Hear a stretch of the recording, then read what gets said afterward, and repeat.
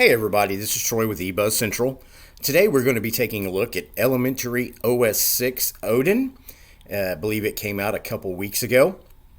Before we get started, I want to make sure to remind you, like and subscribe to my channel so you can be entered for the Asus ZenBook 14 giveaway that we're doing in under 10 days now. It's in 9 days on August 31st, 2021. So what we're going to be taking a look at is, first of all, I want to see applications. Right off the bat, we've got the App Center, Calculator, Calendar, Camera, Code, Mail, Install Elementary OS, Gparted, Files, Document Viewer.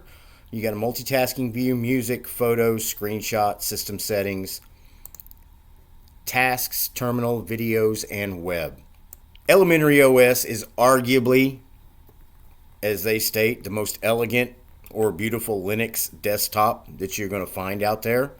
I say arguably lightly for the simple fact that I still like KDE, but this is very beautiful. And what the Elementary team has done is they've integrated everything like a Mac OS feel. When you open Mail, it goes along right with their theme, and all the apps look integrated into the system. You know, some complaints you do get from Linux users is that when they're using Linux, when they download apps, there's no consistency across the theme. The Mail app will look totally different from the Calendar app, or the Calendar app looks totally different from the Music app. What the Elementary team has done here is they've designed all the apps to pretty much fit into their ecosystem. Music, videos, photos, system settings. Let's look through some of the system settings. You've got your applications. Now these are default. What you'll do is if you go into their app store, which we'll look at here in a second, let's say you don't want to use the web browser that comes with Elementary.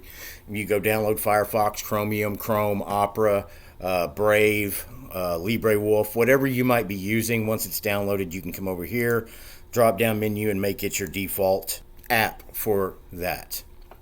So let's close out. Let's take a look at their app store. I'm already showing that I've got updates, and here's the Elementary app store, and I think it's pretty self-explanatory. You can pick it out by category. If there's something in a specific category you want to find, you can go right there, click on it, and then look in there. Let's just try something like OBS. Okay, the code editor that works. I don't see it bringing up OBS. Or maybe it's still loading over here. Who knows? It has felt just a little bit laggy. I'm using the same specs because I am running it in a virtual machine. I have given it 3 cores of my CPU, and I've given it 3 gigs of RAM, and I don't know why it seems laggy. I've run KDE versions of software in VirtualBox that hasn't felt this laggy, but maybe it's just me. Let's go back over to settings. You've got your desktop. You go into your desktop. You've got wallpapers, appearance, dock and panel, multitasking. Let's see. Let's just change that wallpaper. Okay, it applied it right off the bat. Appearance, you can pick dark or you can pick your default, which is light. I'm going to stick with the dark. You've got your accent colors right here. Let's pick blue. Changes it automatically. And right here, this schedule right here, you can schedule this to actually lower the display brightness, so when it gets darker it'll lower it so it's easier on your eyes. Right now it's disabled. You can set it to sunset to sunrise, or you can manually change the hours that you want to use. Text size, it comes default out of the box like this. I wanted to go ahead and make it just a little larger so it's easier to see in my video. And then you have dyslexia friendly text that you can turn on here, which is bottom heavy shapes, and increased character spacing can help improve legibility and reading speed. So that's pretty nice. Dock and panel. Now you can change your icon sizes on your dock. Right now I've got it in the middle. You could actually make them smaller, or you could make them larger. I'm going to go ahead and stick with the default. Now you can hide it when any window overlaps the dock, so when you open something, it will automatically hide. Pressure reveal you can turn on, so when you go over it, you can see that they kind of highlight themselves. Let's go ahead and uncheck that. And then panel translucency. Right now you can change it up top. See, your panel goes black, or it goes clear. So that's pretty neat. Multitasking, you can assign all these corners to do something. Open, you could set this one to open multitasking view or maximize current window, show applications, show all windows, switch to new workspace. You can assign these, so all you got to do is move your cursor and it'll automatically do it. And right now we do have window animations on, so we'll back it up. Language and region, that's just where you see English. I'm not in Australia, I'm in the United States. Formats, I don't want to go with Bulgarian. So you can come in here and you can change these. Yeah, on the mouse scroll, it doesn't. That is pretty slow. Mouse wheel doesn't work too good, and that right there would take a while. I don't know if it's because I'm in a virtual box. It's sped up a little bit there. I don't know. We'll have to double check that. And then you can, of course, set your preferred temperature, whether it be Celsius or Fahrenheit. So let's back that up. Notifications, you can come in here. App Center, you can set up how you want notifications to work with each one of these. Do you want a bubble to pop up? Do you want sounds? Do you want the notification center to show missed notifications in the notification center? So this is pretty customizable out of the box. Security and privacy, you can go in here and double check all your chat logs, documents, music, pictures, presentations, spreadsheets, or videos. If you want to go over here and clear the history for that, you can. Or you can just turn history off and it won't keep it. So that's pretty neat. Locking, lock on suspend, lock after the screen turns off. You can set up your firewall. Housekeeping, old temporary files, trash files, you can come in here and look at it. And I believe you can set this to however many days you want. And you can come in here, you can open it, you can delete it, you can do whatever you want. And location services, I don't want to be I'm just going to turn that off. Location services is something, if you like your privacy and you don't want to be tracked, and it's one of the reasons you're leaving Windows to come to Linux, is because you want to be able to turn location services off, there you go. But I'm going to go ahead and leave that off. All settings, displays, keyboard, your basic mouse, touchpad, power, printers, Wacom, sound. So a lot of base settings, but as you can tell across everything that we just went into, it goes along with the theme of having an integrated desktop across everything. So let's take a look real quick. Do we have a system monitor out of the box? No, we do not. Do we have a terminal?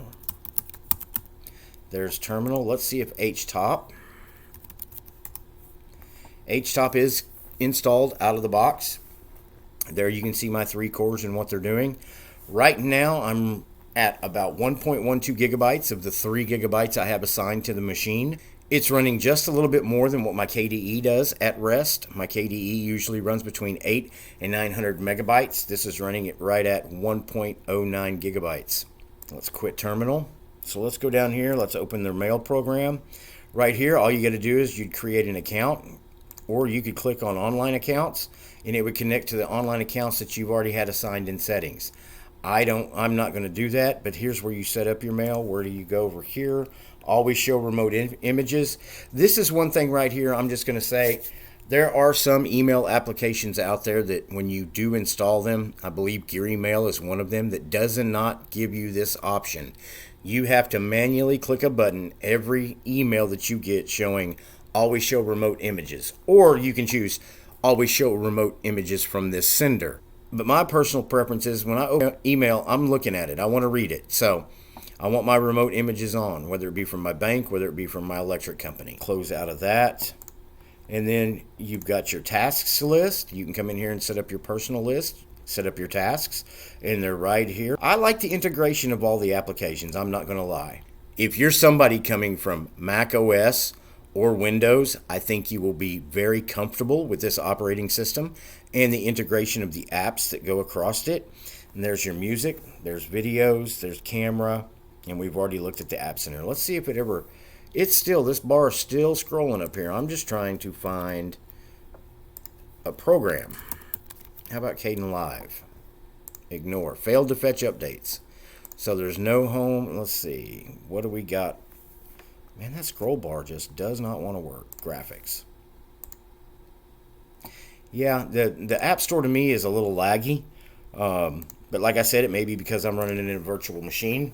Just a quick look. Elementary OS 6 Odin. It's elegant. It's beautiful. There may be a lot of tools that you need to download to make it comfortable for what you're wanting to use it for. But it is a very good looking distribution. I think it would definitely work for a lot of people out there. I think if you're moving from Windows or Mac OS, I think this would be a real comfortable move. It would take some getting used to. I just hope that the lagginess that I experienced in it is only in VirtualBox. But I would think that 3 gigabytes of RAM and 3 CPU cores would definitely be enough to run it. It seems to be a little heavier on RAM usage as opposed to something like KDE, just at rest. But I would definitely take a look at it. If you've read about Elementary OS and you want to give it a shot, throw it on a USB stick or download it and run it in a VirtualBox and try it out for yourself. I appreciate y'all watching the video today. Don't forget to like and subscribe so you can be entered for the Asus ZenBook 14 giveaway on August 31st. But I appreciate you watching the video, and I will see you in the next video.